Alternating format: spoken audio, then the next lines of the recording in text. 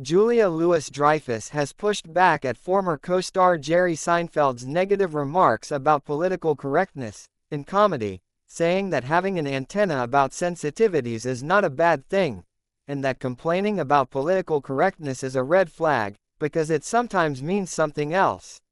Louis-Dreyfus was speaking to the New York Times and was asked about Seinfeld's claim that TV comedy had been wrecked by the extreme left and PC crap and people worrying so much about offending other people. Louis-Dreyfus responded by saying, "I think to have an antenna about sensitivities is not a bad thing. It doesn't mean that all comedy goes out the window as a result." She added, "When I hear people starting to complain about political correctness, and I understand why people might push back on it, but to me that's a red flag, because it sometimes means something else.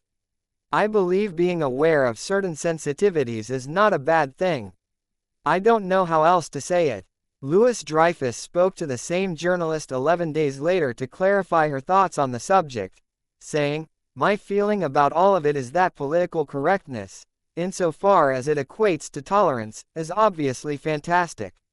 And of course I reserve the right to boo anyone who says anything that offends me, while also respecting their right to free speech, right? But the bigger problem, and I think the true threat to art and the creation of art, is the consolidation of money and power." However, Louis-Dreyfus defended the idea that it was important to anticipate problematic issues, adding, "Even classically wonderful, indisputably great films from the past are riddled with attitudes that today would not be acceptable. So I think it's just good to be vigilant."